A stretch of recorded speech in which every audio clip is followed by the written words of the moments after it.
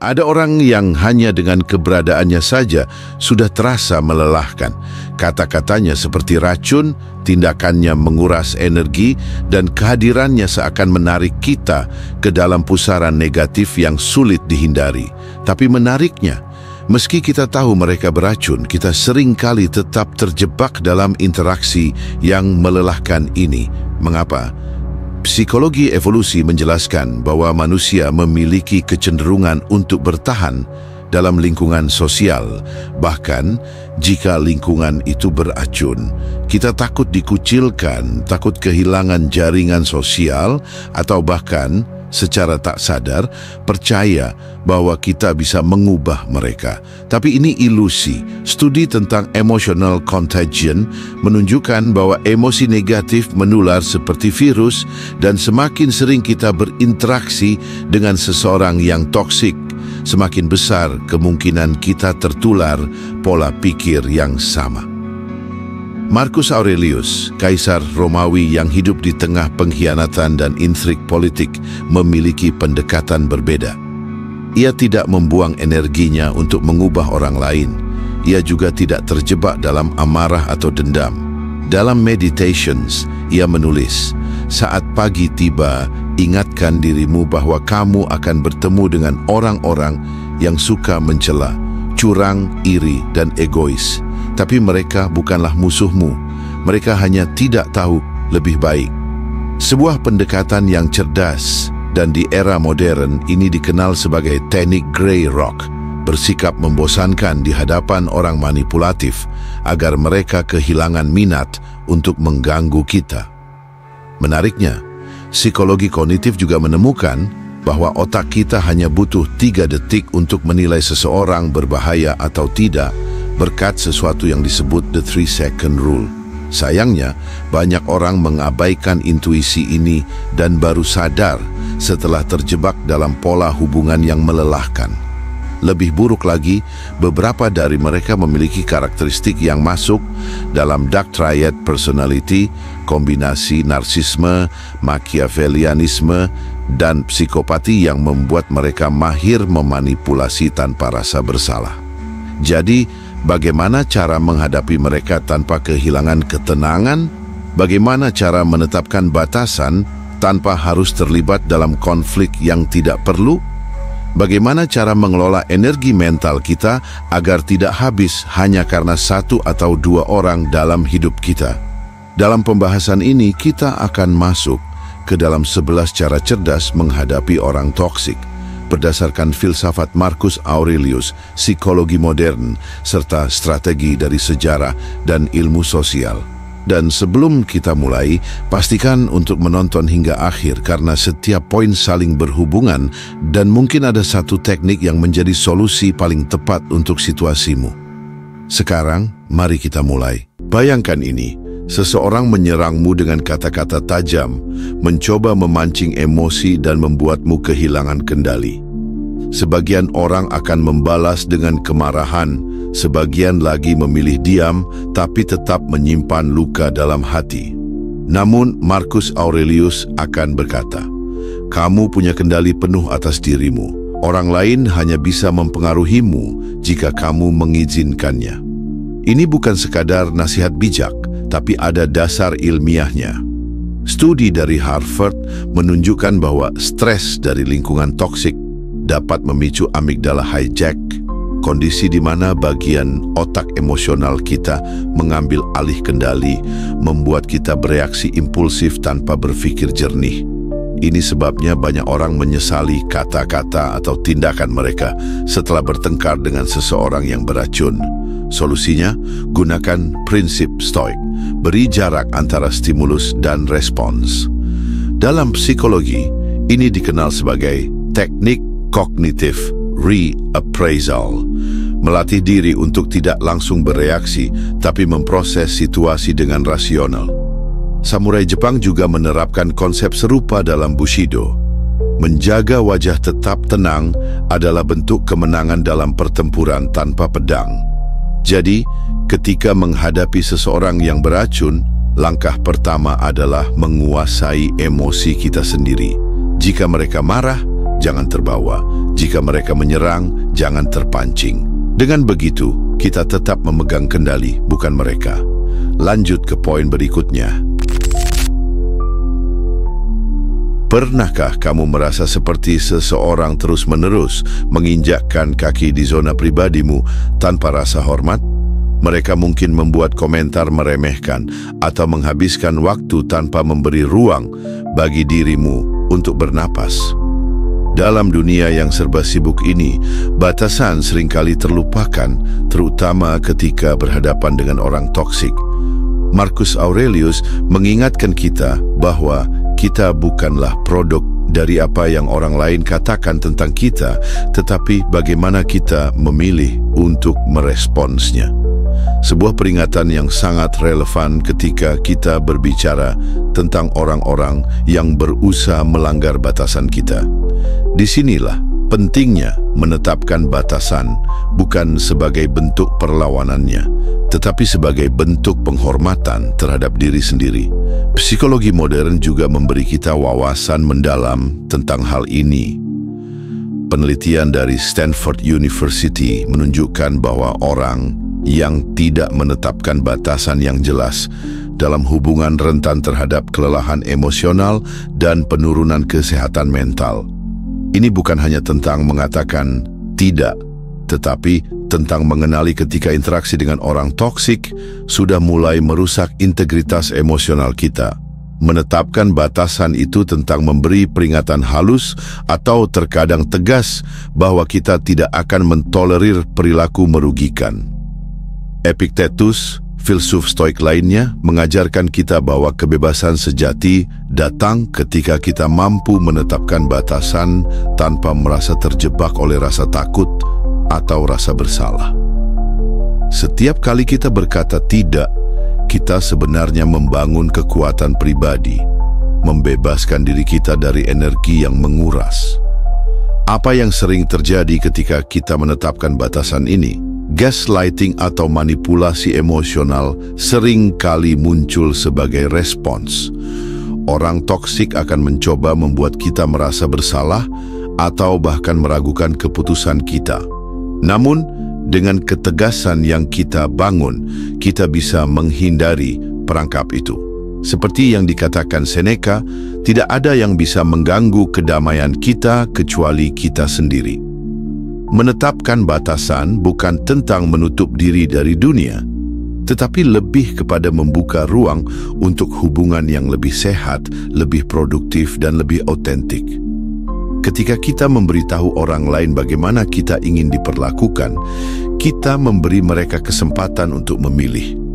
Apakah mereka ingin menghormati kita atau mundur? Batasanmu adalah kekuatanmu.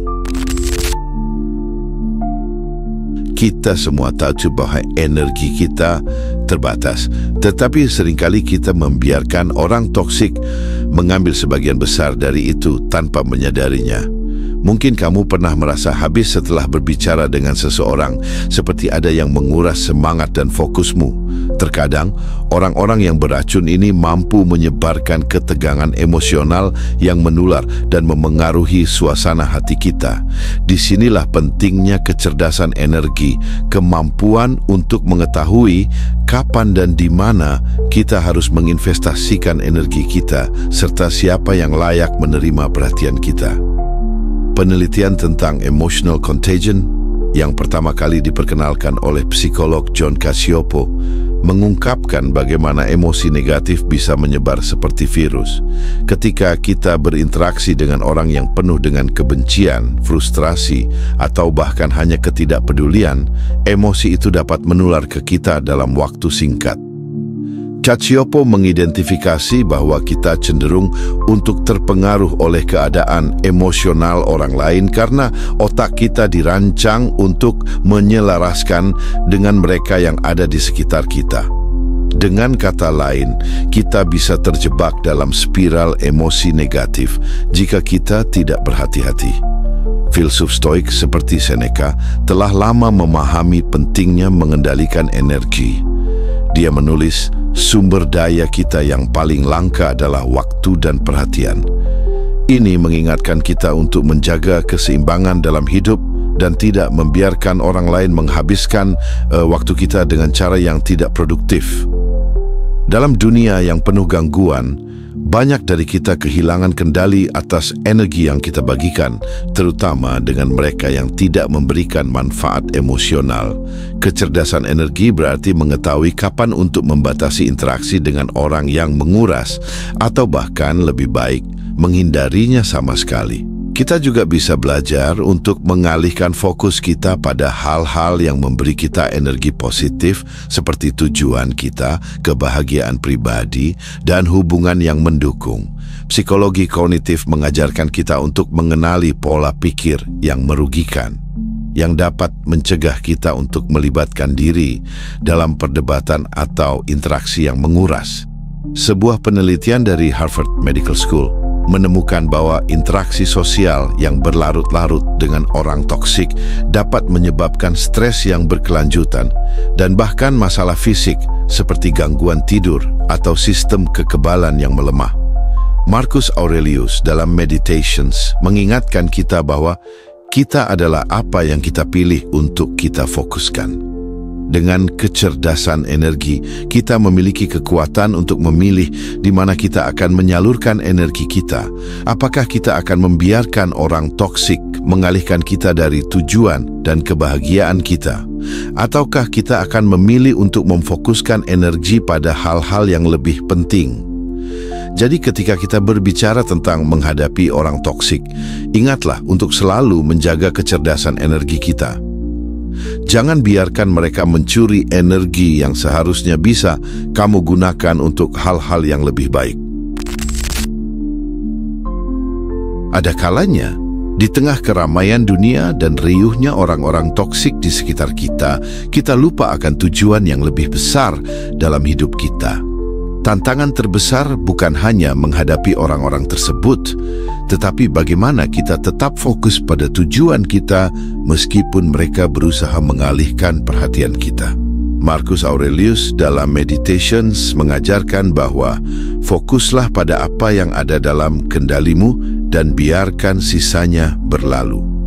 Filosofi ini mengingatkan kita untuk tetap berorientasi pada tujuan kita, bukan pada gangguan yang dibuat oleh orang lain. Ketika kita terlalu banyak menghabiskan waktu untuk berdebat dengan orang yang tidak sejalan dengan kita atau yang mencoba memanipulasi kita, kita kehilangan arah. Fokus yang jelas pada tujuan adalah kunci untuk menghindari jebakan yang seringkali diciptakan oleh orang-orang toksik. Penelitian dari Harvard Business Review menyoroti pentingnya memiliki visi yang jelas dalam hidup yang dapat mengarahkan kita untuk tetap pada jalur yang benar meskipun ada gangguan. Studi ini menunjukkan bahwa individu yang memiliki tujuan hidup yang jelas lebih cenderung untuk mengabaikan atau mengatasi pengaruh negatif dari orang-orang di sekitarnya. Mereka lebih mampu mengenali dan menanggapi ancaman eksternal dengan cara yang lebih efektif, tanpa membiarkan mereka merusak fokus dan keseimbangan emosional. Mengapa fokus begitu penting? Karena dunia penuh dengan distraksi. Psikologi evolusi menjelaskan bahwa manusia cenderung lebih mudah terpengaruh oleh rangsangan eksternal, terutama dari orang lain yang berusaha mengalihkan perhatian atau energi kita. Hal ini telah menjadi bagian dari mekanisme bertahan hidup kita sejak zaman purba, ketika ancaman fisik lebih sering terjadi dalam bentuk serangan atau persaingan. Namun, di dunia modern ini, ancaman tersebut seringkali berbentuk intrik sosial, gosip, dan manipulasi. Tetapi ada kendala. Kita tidak bisa sepenuhnya menghindari orang toksik dalam kehidupan sosial kita. Banyak dari kita terjebak dalam situasi di mana orang-orang ini hadir dalam lingkungan kerja atau bahkan keluarga. Dalam hal ini, tindakan pertama adalah mengakui keberadaan mereka dan dampaknya terhadap fokus kita. Setelah itu, kita bisa mengatasi gangguan ini dengan menetapkan batasan yang jelas dan mengarahkan kembali perhatian kita pada hal-hal yang lebih penting, tujuan kita. Filosofi Stoik yang diajarkan oleh Epictetus menekankan pentingnya kontrol internal. Apa yang kita dapatkan tergantung pada bagaimana kita menghadapinya, bukan dari apa yang terjadi di luar kita. Fokus pada tujuan, dengan kata lain, adalah cara untuk memutuskan hubungan kita dengan faktor eksternal yang tidak berpengaruh pada kemajuan kita. Dengan memiliki komitmen yang kuat terhadap visi kita, kita memiliki kekuatan untuk menavigasi dunia yang penuh dengan orang toksik dan tetap berjalan di jalur yang benar. Jadi, saat kamu menghadapi orang toksik, ingatlah untuk terus mengingat tujuanmu. Mereka bisa mencoba mengganggu perjalananmu, tetapi keputusanmu untuk tetap fokus adalah yang akan membuat perbedaan besar dalam jangka panjang. Dalam dunia yang penuh dengan ketegangan dan orang-orang yang dapat menguras energi, penting untuk tidak merasa bahwa kita harus menghadapi segalanya sendirian. Mungkin di suatu titik dalam hidup kita, kita merasa terisolasi, berpikir bahwa kita bisa mengatasi orang toksik tanpa bantuan siapapun. Tapi jika kita merujuk pada ajaran Stoik dan filosofi Marcus Aurelius, kita tahu bahwa kekuatan sejati berasal dari mengenali saat kita butuh dukungan. Marcus Aurelius sering mengingatkan kita bahwa dalam hidup, kita tidak bisa terus-menerus mengandalkan diri sendiri untuk segala hal. Bahkan di dalam ajarannya, ia mengungkapkan kita adalah bagian dari alam semesta, dan alam semesta ini tidak memberi kita tugas-tugas berat untuk dijalani sendirian. Meskipun keinginan untuk menjadi kuat secara individu itu penting, menemukan dukungan yang tepat bisa mempercepat proses kita untuk bangkit kembali. Studi psikologi modern, terutama yang dilakukan oleh Stanford University, membuktikan bahwa mencari dukungan sosial secara langsung berhubungan dengan peningkatan kesehatan mental dan ketahanan terhadap stres. Dalam penelitian tersebut, orang yang merasa memiliki dukungan emosional lebih mampu mengatasi stres sosial yang disebabkan oleh orang-orang toksik. Dalam banyak kasus, mencari teman atau kelompok yang memiliki perspektif serupa dapat memberikan kita energi yang dibutuhkan untuk bertahan. Namun seringkali kita terjebak dalam kebingungan antara mencari dukungan yang sehat dan terjebak dalam pola hubungan yang lebih toksik. Psikologi kognitif mengungkapkan bahwa kita seringkali jatuh ke dalam jebakan untuk mencari validasi dari orang yang sebenarnya tidak mendukung kesejahteraan kita. Misalnya, kita mungkin berusaha mengimbangi kebencian atau komentar negatif dari orang toksik dengan berkomunikasi dengan mereka, berharap dapat memperbaiki situasi. Padahal, ini justru bisa memperburuk keadaan, karena mereka yang tidak memiliki empati atau tidak peduli terhadap kita akan terus menguras energi kita. Namun, di sini terdapat solusi yang menarik. Cari dukungan dari orang-orang yang memiliki perspektif berbeda dan yang dapat memberikan umpan balik yang konstruktif. Epictetus, salah satu pemikir Stoik, berpendapat bahwa untuk hidup harmonis, kita harus berkeliling dengan orang-orang yang bisa membawa kita pada perbaikan diri. Jika kamu ingin menjadi lebih baik, carilah mereka yang lebih baik dari dirimu, ujarnya. Penting untuk mencari komunitas yang memberi kita ruang untuk tumbuh, yang memberikan dukungan emosional dan intelektual tanpa menuntut balasan yang merugikan kita. Komunitas ini bisa datang dalam bentuk teman dekat, mentor, atau bahkan kelompok berbagi pengalaman. Penelitian dari Harvard T.H. Chan School of Public Health juga mendukung ide bahwa keterhubungan sosial bukan hanya mempengaruhi kesejahteraan emosional kita, tetapi juga fisik.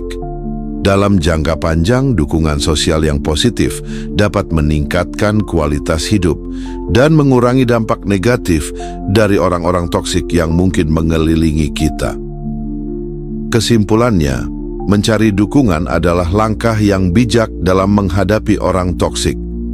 Jangan ragu untuk mengandalkan mereka yang bisa memperkaya kehidupanmu, baik melalui perspektif yang lebih luas atau dengan bantuan yang lebih langsung. Karena seperti yang diajarkan dalam Stoikisme, kekuatan kita terletak pada cara kita memilih untuk berinteraksi dengan dunia di sekitar kita. Ketika kita membuka diri untuk dukungan, kita memperbesar kemungkinan kita untuk tumbuh lebih kuat dari pengalaman menghadapi orang toksik. Ada satu hal yang pasti dalam hidup ini. Kita tidak bisa mengontrol orang lain, tetapi kita bisa mengontrol bagaimana kita merespons mereka. Menghadapi orang toksik atau lingkungan yang penuh dengan energi negatif seringkali dapat memicu reaksi emosional yang intens. Namun jika kita ingin menjadi lebih baik dan lebih kuat, kita harus belajar untuk mengendalikan negativitas yang muncul dari dalam diri kita sendiri. Stoikisme dengan ajaran Marcus Aurelius dan Epictetus menekankan bahwa kebijaksanaan terbesar terletak pada kemampuan untuk mengendalikan pikiran dan emosi kita. Marcus Aurelius dalam meditationnya menulis, "Kita bukanlah hasil dari apa yang kita alami, tetapi bagaimana kita meresponsnya." Artinya, meskipun kita tidak dapat menghindari pertemuan dengan orang-orang toksik atau situasi yang menantang, kita memiliki kontrol penuh atas bagaimana kita bereaksi terhadap situasi tersebut. Psikologi kognitif menyarankan bahwa ketika kita dihadapkan pada situasi atau orang yang mengganggu emosi kita, kita sering terjebak dalam pola berpikir negatif yang berlebihan. Sebagai contoh, kita mungkin berpikir, orang ini hanya ingin menyakitiku, yang bisa memperburuk perasaan kita dan membuat kita semakin terjebak dalam perasaan negatif. Psikologi perilaku mengajarkan kita untuk mengenali dan mengganti pola pikir tersebut dengan pernyataan yang lebih rasional dan objektif. Mereka mungkin bertindak seperti itu karena masalah mereka sendiri, bukan karena saya. Ini adalah titik di mana konsep mental bandwidth menjadi penting. Dalam konteks ini, mental bandwidth adalah kapasitas mental kita untuk memproses emosi dan informasi yang kita hadapi. Ketika kita membiarkan emosi negatif menguasai kita, kita menghabiskan energi mental kita yang seharusnya bisa dialihkan ke hal-hal yang lebih produktif. Nassim Taleb dalam bukunya Anti-Fragile berbicara tentang pentingnya mengelola ketahanan emosional agar kita tidak hanya bertahan dalam situasi sulit, tetapi juga menjadi lebih kuat karenanya. Dengan mengendalikan negativitas dalam diri kita, kita bisa menjaga energi kita tetap positif, lebih terkendali, dan lebih fokus pada hal-hal yang lebih konstruktif. Ada banyak teknik untuk melakukannya, dari pernapasan dalam yang menenangkan, meditasi, hingga teknik visualisasi untuk mengalihkan pikiran dari hal negatif. Penelitian yang dilakukan oleh Harvard Medical School juga menunjukkan bahwa praktik meditasi dan mindfulness bisa membantu mengurangi efek dari stres dan mengubah cara kita bereaksi terhadap situasi yang penuh tekanan. Namun, mengendalikan negativitas diri bukan berarti menekan perasaan atau mengabaikan rasa sakit. Sebaliknya, itu tentang mengizinkan diri kita untuk merasakan emosi kita, tetapi memilih untuk tidak membiarkan emosi tersebut menguasai kita. Seperti yang diajarkan oleh Stoik, kita tidak bisa mengubah apa yang terjadi di luar diri kita, tetapi kita bisa mengubah cara kita meresponsnya. Kesimpulannya, kontrol diri adalah kunci dalam menghadapi orang toksik. Ketika kita mampu mengendalikan negativitas diri, kita memberi diri kita kekuatan untuk tetap tenang, berpikir jernih, dan bertindak lebih bijaksana. Jangan biarkan orang lain mengendalikan bagaimana perasaan kita. Kita yang memegang kendali atas reaksi kita. Dan ini adalah langkah pertama menuju kebebasan emosional yang lebih besar, serta kemampuan untuk tetap fokus pada tujuan hidup kita. Ketika menghadapi orang toksik atau situasi yang penuh dengan ketegangan, ada dua pilihan yang kita miliki: terjebak dalam masalah atau berpindah untuk mencari solusi. Ini adalah pilihan yang seringkali kita anggap sepele, tetapi bisa jadi kunci untuk memutus siklus negatif yang tanpa henti. Mari kita lihat bagaimana Marcus Aurelius, seorang filsuf Stoik yang terkenal, mendekati masalah dalam hidupnya. Ia tidak pernah membuang-buang energi untuk meratapi kesulitan atau berfokus pada keburukan yang ada di sekitarnya. Sebaliknya, dalam meditationsnya, ia mengingatkan kita untuk melihat setiap tantangan sebagai kesempatan untuk menguji diri. Jika kamu menghadapi masalah, ingatlah bahwa itu adalah bagian dari hidupmu yang dapat menguji kebijaksanaanmu. Dalam menghadapi orang toksik, perspektif ini sangat penting ketika kita menghadapi situasi yang penuh ketegangan atau manipulasi. Kita memiliki pilihan untuk meresponsnya dengan fokus pada solusi, bukan terjebak dalam pertanyaan mengapa hal ini terjadi. Daripada terus-menerus menilai atau menghakimi orang yang sulit dihadapi, kita bisa bertanya pada diri sendiri, apa yang bisa saya lakukan untuk tetap tenang dan bertindak bijaksana? Psikologi kognitif memberikan wawasan yang penting tentang bagaimana cara kita berpikir dapat memengaruhi perasaan dan tindakan kita. Model pemecahan masalah dari psikologi kognitif menekankan bahwa mengubah fokus dari masalah itu sendiri ke solusi yang praktis bisa mengurangi stres dan membuat kita lebih tenang. Salah satu teknik yang sering digunakan adalah cognitive reframing, yaitu mengubah cara kita melihat situasi negatif menjadi kesempatan untuk belajar atau berkembang. Namun masalahnya adalah kita seringkali terjebak dalam pola berpikir negatif yang berfokus pada apa yang salah atau apa yang tidak kita inginkan. Dengan berpindah ke pendekatan berorientasi solusi, kita tidak hanya mengurangi tekanan emosional, tetapi juga menciptakan ruang untuk inovasi dan tindakan yang lebih produktif. Penelitian dari Harvard Business Review mengungkapkan bahwa individu yang berfokus pada solusi lebih cenderung untuk mengalami penurunan stres dan peningkatan kepuasan dalam hidup.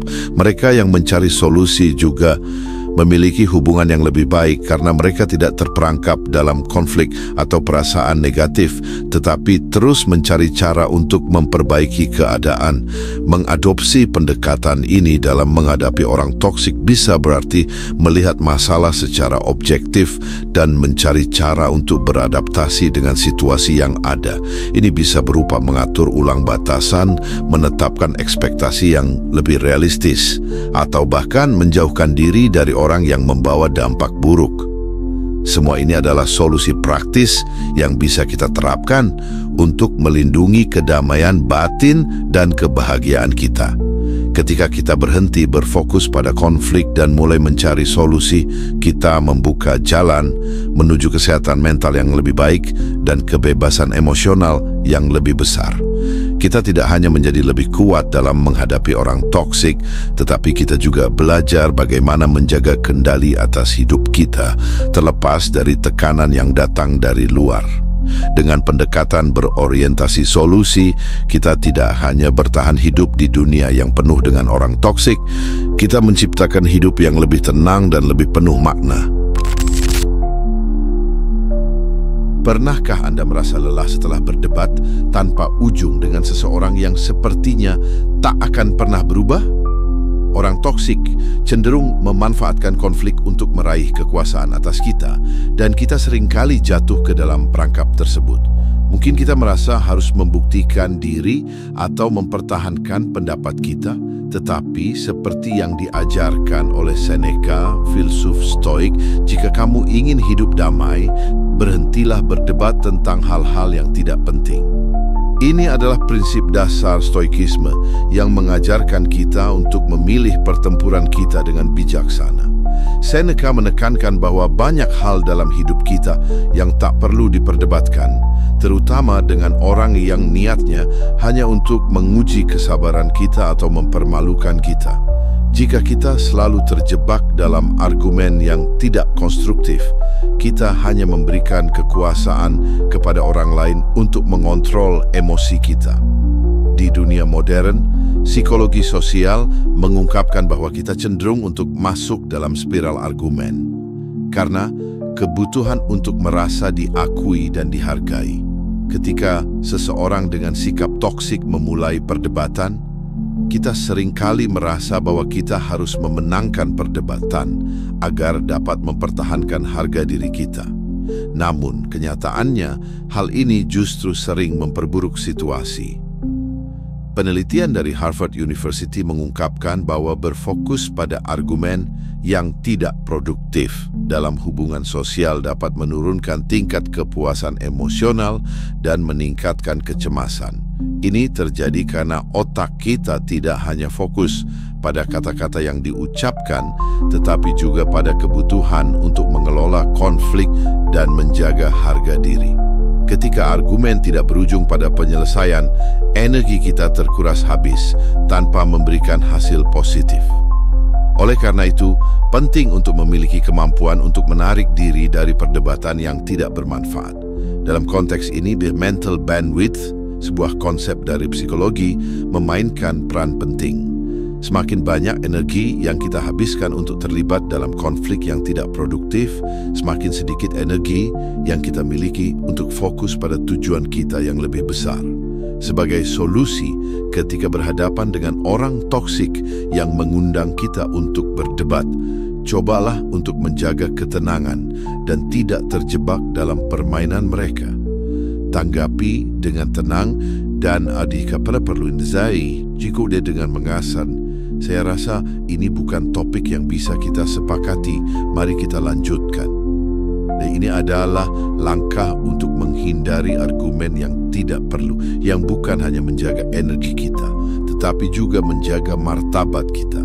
Filosofi Stoik mengajarkan kita untuk berfokus pada apa yang dapat kita kendalikan dan membiarkan yang lainnya berlalu begitu saja. Jika kita bisa berhenti membiarkan orang lain memicu argumen dengan mudah, kita akan merasa lebih kuat, lebih damai, dan lebih mampu menghadapi dunia dengan ketenangan batin yang lebih besar. Ada kalanya senyuman manis dan kata-kata yang terdengar indah hanyalah lapisan luar dari niat yang lebih dalam. Mendeteksi kepalsuan keramahan adalah keterampilan yang seringkali tidak diajarkan, tetapi sangat penting dalam menghadapi orang toksik. Marcus Aurelius dalam tulisannya di Meditations menekankan bahwa kita harus belajar untuk melihat dunia seperti itu adanya, dan ini termasuk mengenali ketika orang lain tidak jujur dalam interaksi mereka. Seringkali orang toksik menggunakan keramahan sebagai senjata untuk memanipulasi perasaan kita. Mereka mungkin terlihat ramah atau bahkan penuh perhatian, namun tujuan mereka bisa saja untuk memanfaatkan kita atau menyebarkan energi negatif. Ini adalah bentuk dari gaslighting, di mana orang tersebut berusaha memutarbalikkan kenyataan agar kita merasa ragu dengan persepsi kita sendiri.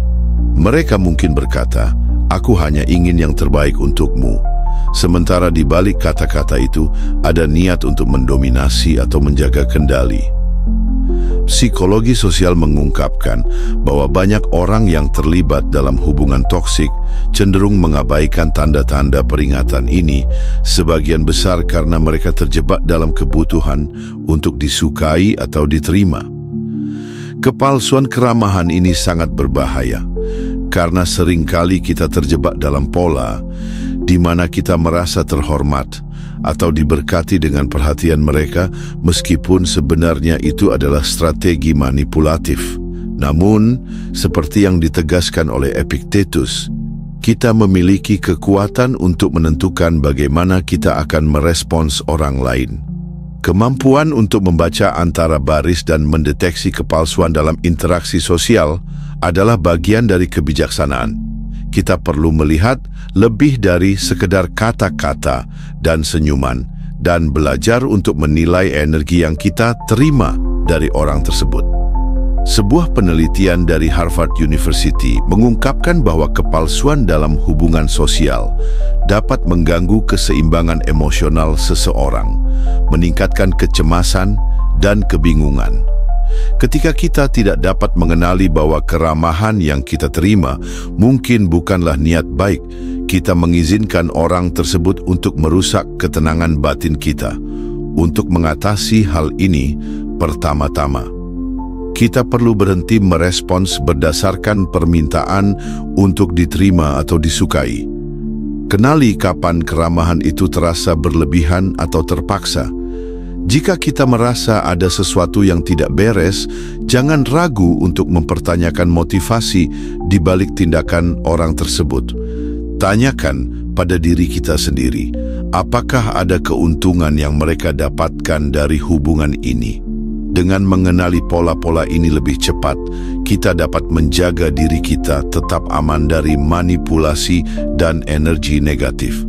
Ketika kita belajar untuk berhati-hati dengan siapa kita memberi perhatian, kita tidak hanya melindungi diri kita sendiri, tetapi juga mempertahankan energi kita untuk tujuan yang lebih besar.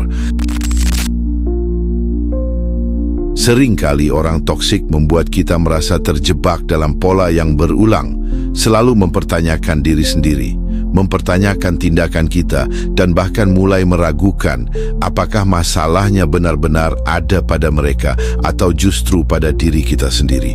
Ini adalah salah satu dampak paling halus namun merusak dari lingkungan beracun. Namun, Marcus Aurelius mengajarkan bahwa kekuatan sejati berasal dari pemahaman mendalam tentang diri sendiri. Kesadaran diri bukan sekadar mengetahui siapa kita, tetapi juga menyadari apa yang sebenarnya kita rasakan dan mengapa kita bereaksi dengan cara tertentu terhadap orang toksik. Dalam Meditations, Marcus Aurelius menulis, "Jika seseorang berbuat salah padamu, periksa dirimu sendiri. Mungkin kamu juga memiliki kesalahan yang sama." Ini bukan berarti kita harus menyalahkan diri sendiri atas perilaku buruk orang lain, tetapi kita harus memastikan bahwa kita tidak ikut terseret dalam dinamika yang merugikan diri kita sendiri. Psikologi kognitif menunjukkan bahwa ketika kita kurang memiliki kesadaran diri, kita lebih mudah dimanipulasi oleh emosi orang lain. Inilah yang disebut dengan emotional contagion, di mana emosi negatif menyebar seperti virus. Jika kita tidak mengenali bagaimana seseorang mempengaruhi kondisi emosional kita, kita akan terus bereaksi secara impulsif tanpa menyadari akar masalahnya. Seneca, filsuf stoik lainnya, juga menekankan pentingnya introspeksi. Baginya, kesadaran diri adalah benteng pertahanan dari pengaruh luar. Dalam surat-suratnya, ia sering menulis bahwa jika kita membiarkan dunia luar mendikte emosi kita, kita akan selalu menjadi korban dari keadaan. Satu prinsip kunci yang bisa kita ambil dari pemikirannya adalah kita tidak bisa mengendalikan bagaimana orang lain bertindak, tetapi kita selalu bisa mengendalikan bagaimana kita meresponsnya. Solusi praktis pertama, latih jurnal reflektif. Salah satu cara terbaik untuk memperkuat kesadaran diri adalah dengan menuliskan perasaan dan respons kita terhadap orang-orang toksik. Dengan menuliskan pola yang berulang, kita akan lebih cepat mengenali kapan kita mulai terseret ke dalam permainan mereka. Kedua, gunakan teknik pause and reflect. Sebelum merespons seseorang yang toksik, beri diri sendiri beberapa detik untuk bertanya, apakah ini benar-benar masalahku? Apakah aku bereaksi atau merespons dengan sadar? Teknik ini membantu kita memisahkan diri dari emosi impulsif dan bertindak dengan lebih bijaksana. Ketiga, sadari pemicu Anda. Setiap orang memiliki titik lemah yang bisa dieksploitasi oleh orang toksik. Jika kita tahu apa kelemahan kita, kita bisa melindungi diri lebih baik dari manipulasi mereka. Studi dari Stanford University menunjukkan bahwa orang yang memiliki tingkat kesadaran diri tinggi cenderung lebih kebal terhadap tekanan sosial dan manipulasi emosional. Mereka tidak mudah goyah oleh opini orang lain karena mereka tahu siapa mereka dan apa yang mereka percayai.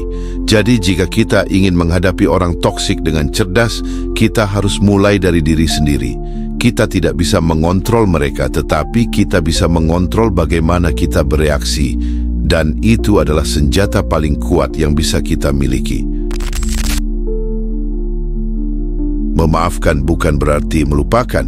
Ini adalah salah satu kesalahan terbesar yang sering disalahpahami banyak orang ketika berbicara tentang menghadapi orang toksik.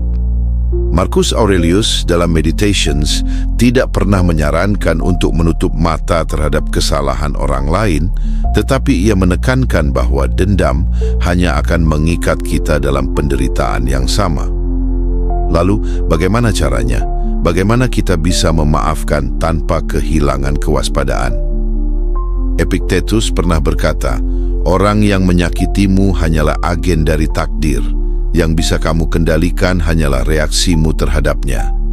Ini bukan berarti kita harus menerima perlakuan buruk begitu saja, tetapi memahami bahwa terus membawa kebencian hanya akan merusak diri kita sendiri.